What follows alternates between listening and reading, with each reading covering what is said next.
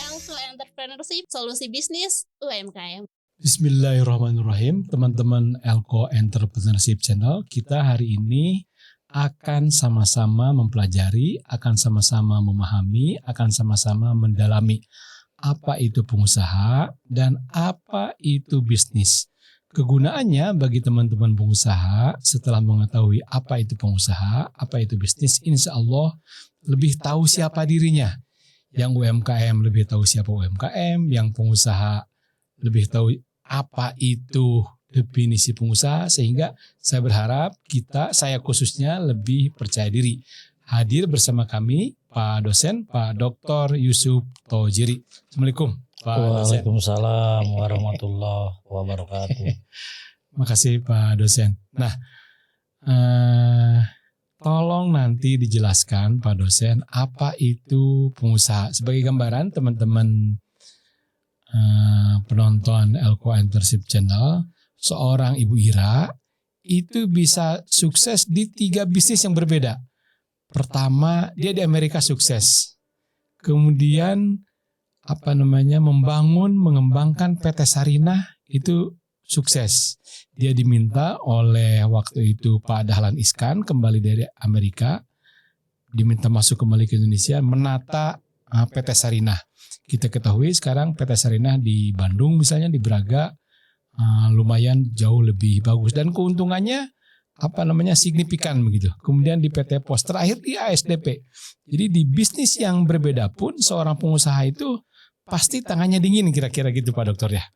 Nah, oleh karena itu tolong didefinisikan nanti apa itu pengusaha, sehingga si pengusaha itu dikasih bisnis apapun, otaknya, tangannya, kakinya, hatinya begitu berhasil membawa bisnis itu. Jadi perlu dijelaskan apa perbedaan antara pengusaha dan bisnis sebagai objek gitu kata Pak Dokter. Tadi ada perbincangan sebelum pertemuan ini sebetulnya teman-teman. Tolong sekali lagi dijelaskan Pak Dokter. Assalamualaikum warahmatullahi wabarakatuh. Waalaikumsalam.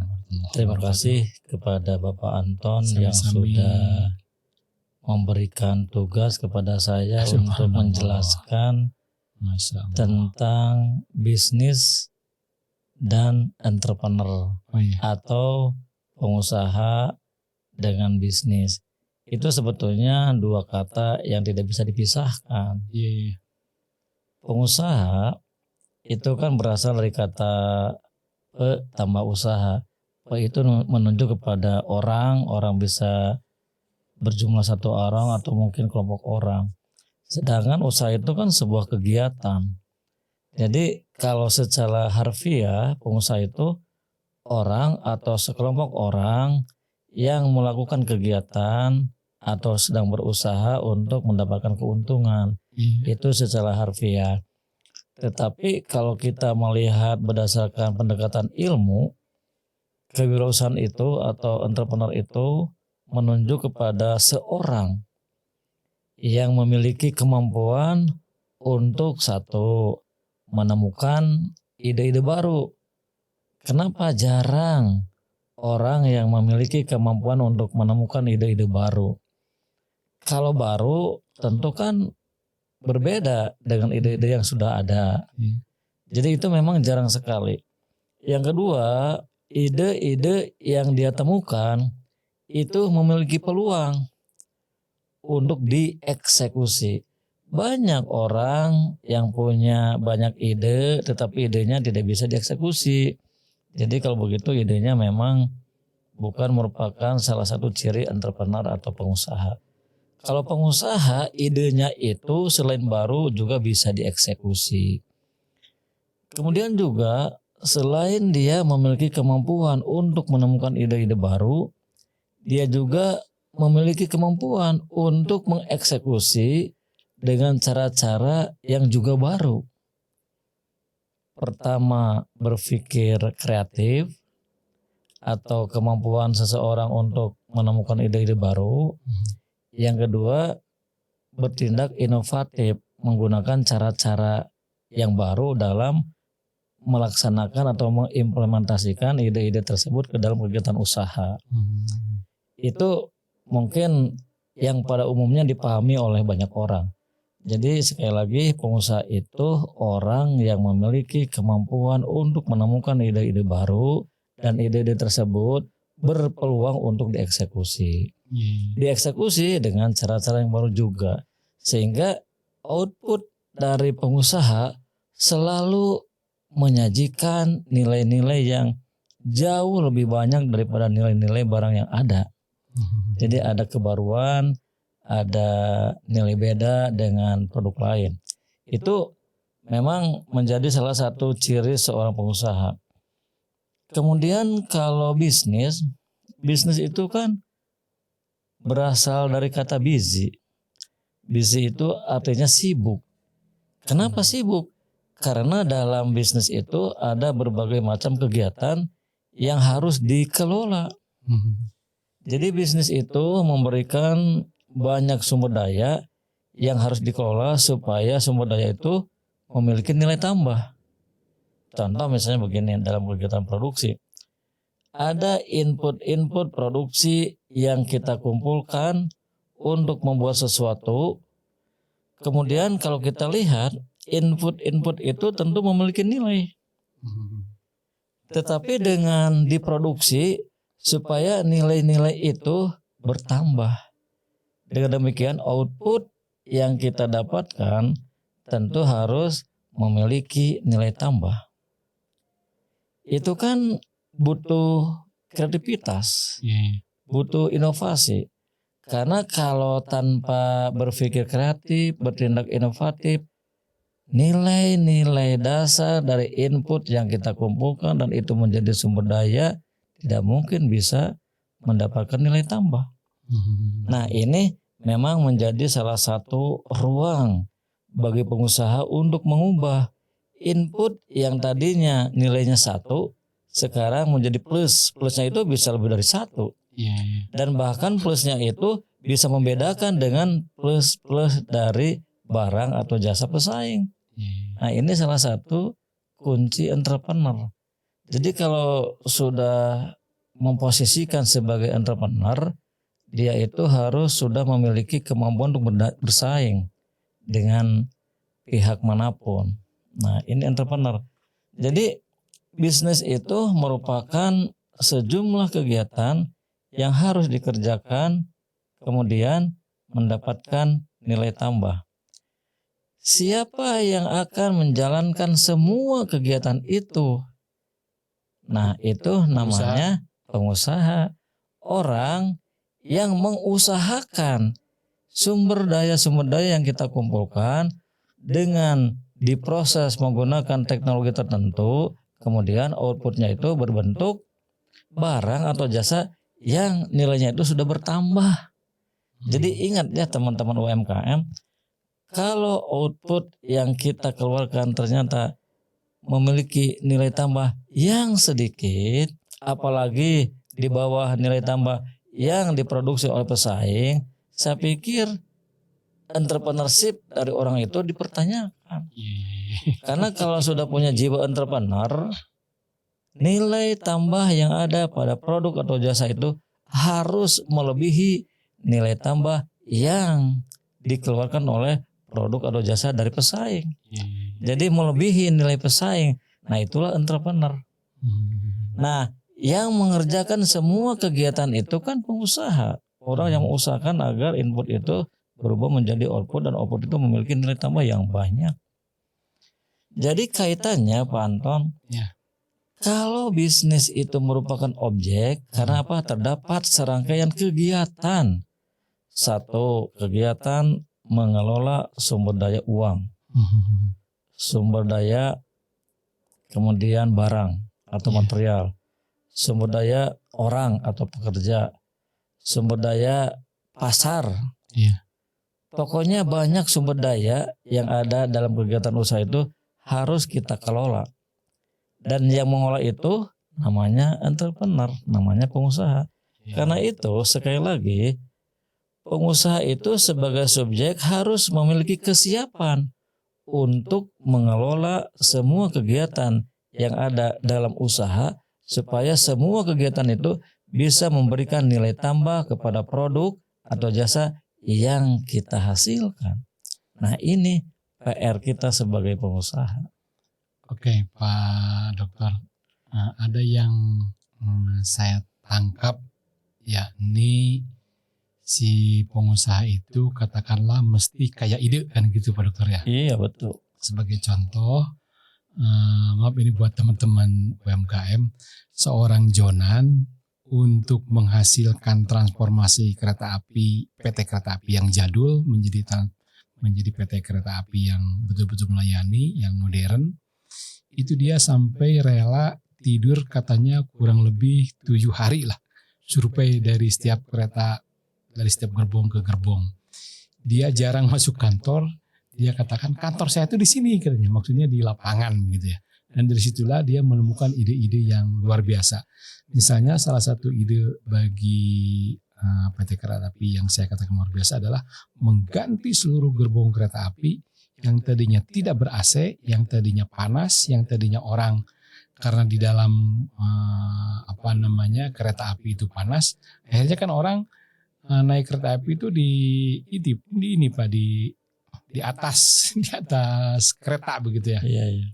Walaupun bahaya, ada yang meninggal dan selanjutnya. Karena kalau di dalam kereta panas, akhirnya dia putuskan seluruh rangkaian gerbong itu pakai AC. Kalau pakai AC, orang kan nggak usah di atas begitu untuk menghindar panas. Itu salah satu ide besar daripada Pak Jonan. Kemudian mengganti seluruh WC dan selanjutnya. Kemudian mengganti sistem tiket dan selanjutnya. Jadi kekuatannya ada pada ide. Nah, sebetulnya ide itu ada sekolahnya enggak Pak begitu? Bagaimana orang menjadi produktif mendapatkan ide-ide begitu gitu Pak, barangkali itu pertanyaannya. Sekolah tentang ide sekarang sudah berkembang banyak. Iya Pak. Terutama di negara-negara maju seperti di Amerika, di Eropa, dan juga beberapa kawasan Asia ya, Jepang, Cina, Singapura mungkin. Iya. Jadi ide itu walaupun memang bisa kita katakan merupakan bawaan, bawaan itu kalau tidak dididik, dilatih, kurang berkembang. Jadi sekarang banyak lembaga-lembaga yang akan mengajarkan kepada calon-calon pengusaha untuk memiliki kemampuan berpikir secara kreatif. Banyak itu Pak Anton. Jadi bisa dilatih, bisa dididik.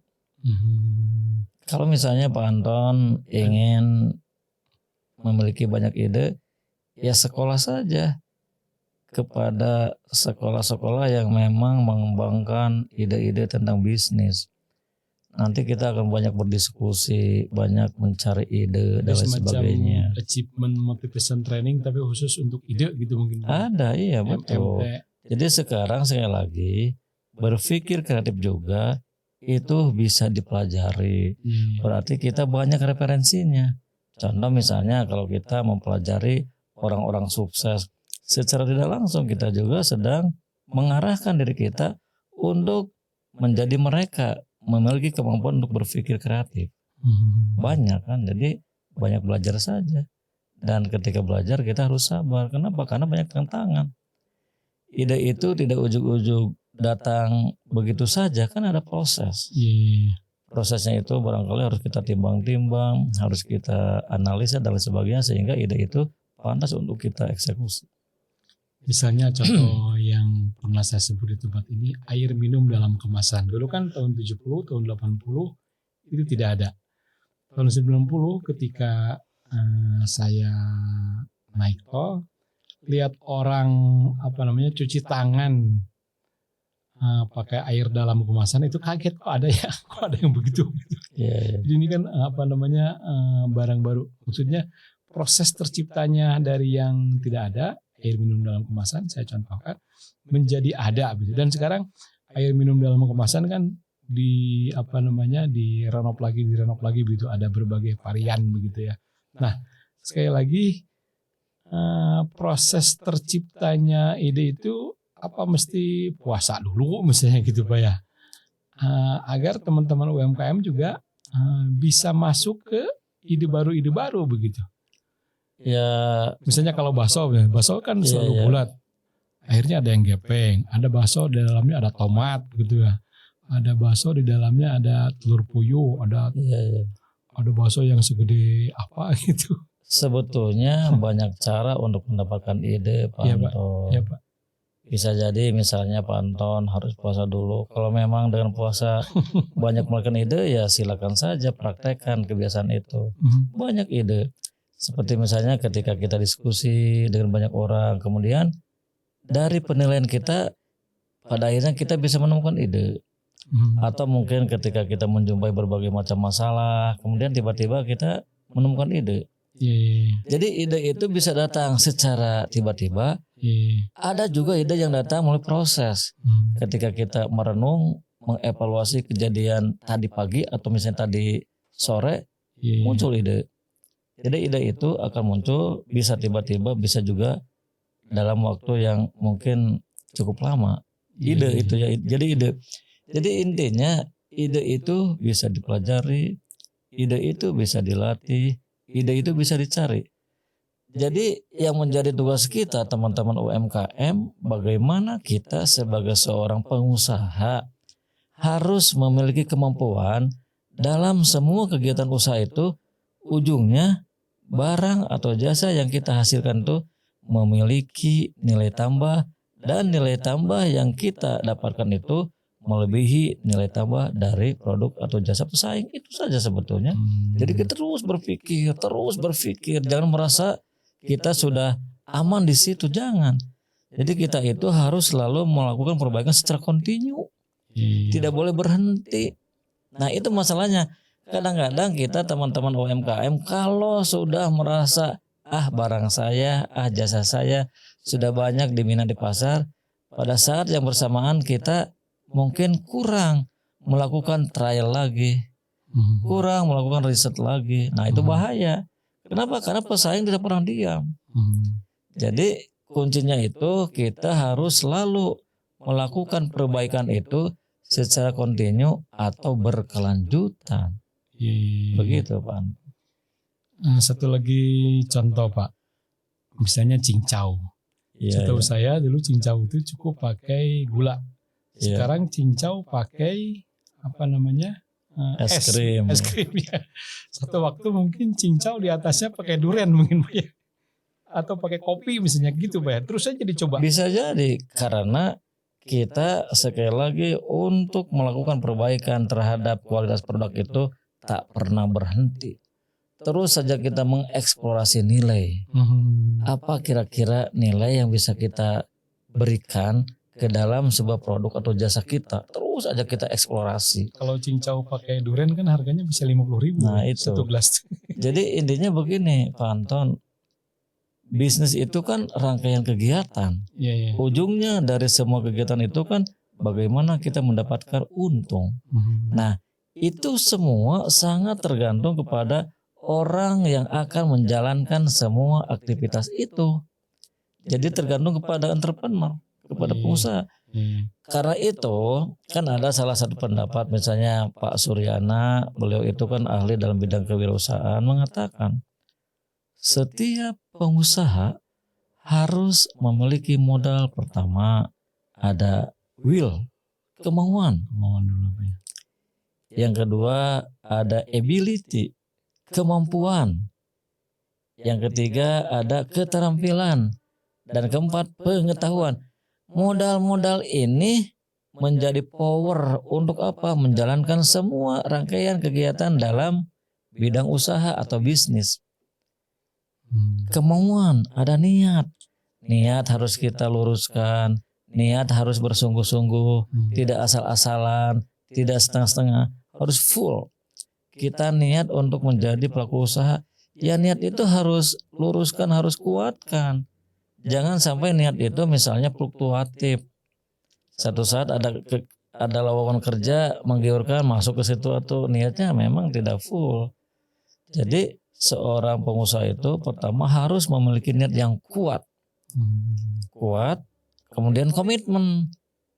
Tidak pernah terganggu, tergoda oleh ajakan dari manapun yang bisa mengubah dari awal ingin menjadi pengusaha, kemudian jadi pegawai atau jadi apa gitu.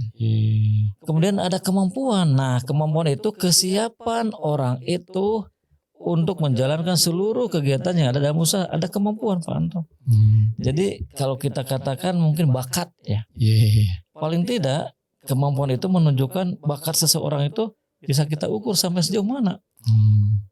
Kalau misalnya dia itu punya bakat pengusaha, dekat tinggal atau karakternya juga.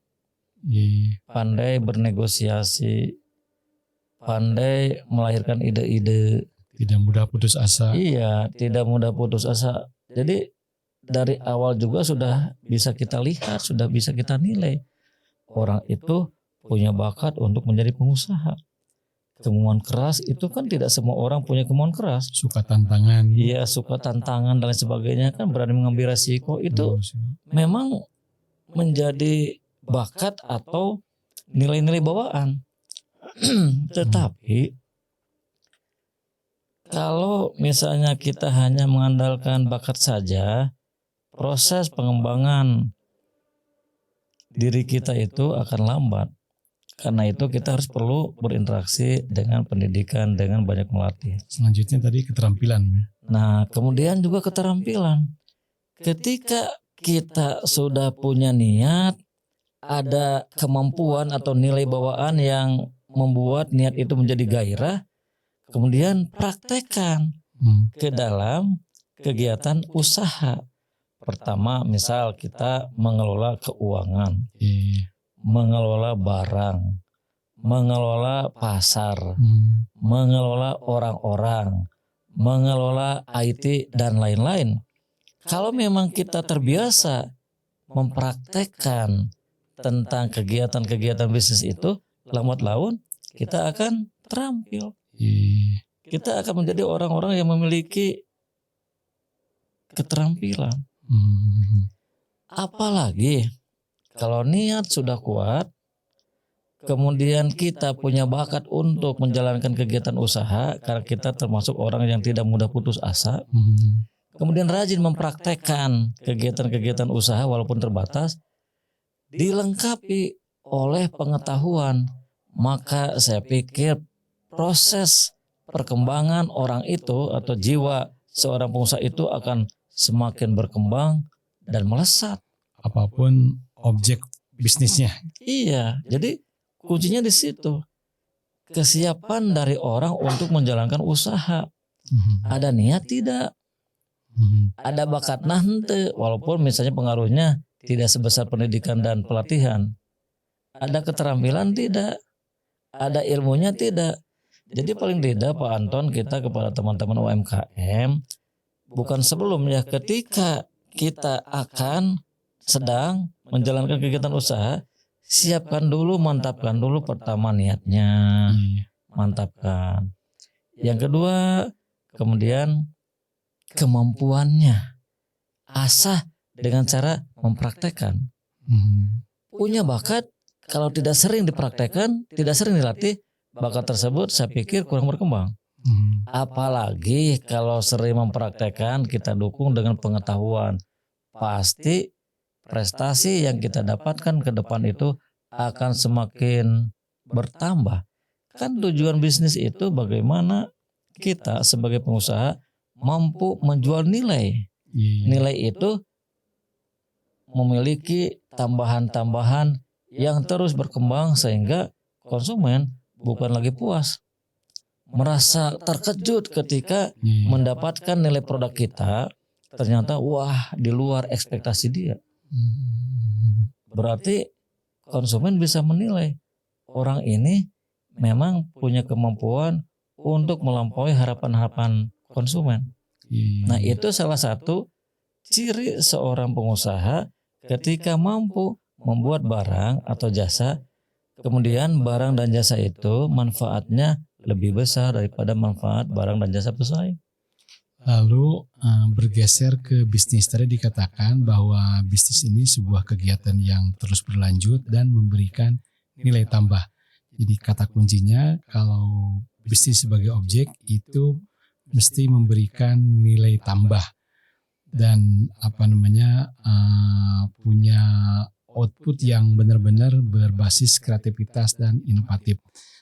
Sedangkan pengusaha tadi kekuatannya ada di ide. Sebetulnya antara ide dan kreativitas dan inovasi itu kan setelit tiga uang begitu Pak ya. Cuma ini predikat dan dan subjek. Nah, kalau karakter daripada si bisnis itu sendiri, ruhnya itu apa itu Pak? Ya kan begini, bisnis itu kan sebuah objek, Iya. merupakan rangkaian kegiatan yang bermaksud untuk mendapatkan keuntungan secara satu finansial, Iya. mungkin juga kita perlebar sosial dan lain-lain ya, tergantung sampai sejauh mana orang mendefinisikan. Jadi ruh bisnis itu kegiatan yang akan mengantarkan kegiatan tersebut mendapatkan keuntungan. Iya. Nah, semua itu apakah kegiatan-kegiatan itu akan mengarah kepada keuntungan tergantung kepada subjek orang yang akan mengerjakan semua kegiatan tersebut, yaitu pengusaha. Karena itu, sukses atau tidak bisnis itu tergantung sampai sejauh mana pengusaha bisa memberikan nilai tambah kepada produk atau jasa yang dihasilkan. Nah, eta yang membedakan produk kita dengan produk pesaing. Jadi terus, makanya salah satu cara bagaimana supaya bisnis kita itu terus berkelanjutan, kita tidak boleh lengah terhadap perbaikan kualitas yang kita berikan kepada konsumen. Jadi perbaikan kualitas itu harus kita lakukan secara berkelanjutan, tidak boleh berhenti. Terakhir Pak Dokter, ini hukum riset. Kita ketahui sekarang mobil bergeser ke mobil listrik. Iya. Konon katanya satu waktu mobil itu akan energinya didapat dari hidrogen. Nah, itu kan basisnya riset semua atau HP gitu kan. Perkembangannya begitu kita tahu dan itu basisnya adalah riset. Nah, bagi teman-teman UMKM yang usahanya kecil, bagi teman-teman pengusaha yang usahanya kecil, itu bagaimana menempatkan riset kecil-kecilan Pak Dokter? Ya begini kan, semua produk atau jasa yang akan kita buat itu harus by design. Desain itu semuanya berpangkal dari hasil riset. Jadi kalau bisnis tanpa berdasarkan kepada riset, tentu resikonya tinggi. Karena itu sekecil apapun usaha yang kita miliki, ketika akan membuat barang atau jasa, tetap mengacu kepada hasil riset. Hasil riset itu kan berupa informasi. Informasinya apa? Apa yang dibutuhkan oleh konsumen pada saat ini, titik. Kalau misalnya kita tidak mengacu ke situ, tentu barang-barang kita itu atau jasa-jasa kita itu berpotensi untuk tidak bisa memenuhi apalagi memuaskan konsumen. Jadi semuanya kita desain by riset. Teman-teman Elko Entrepreneurship Channel, demikian materi kita. Tolong di like, tolong di subscribe.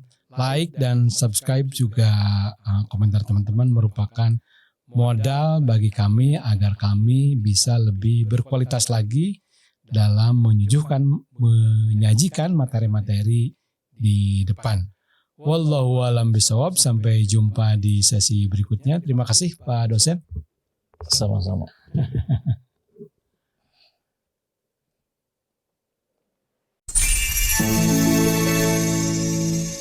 Elko Entrepreneurship, solusi bisnis UMKM.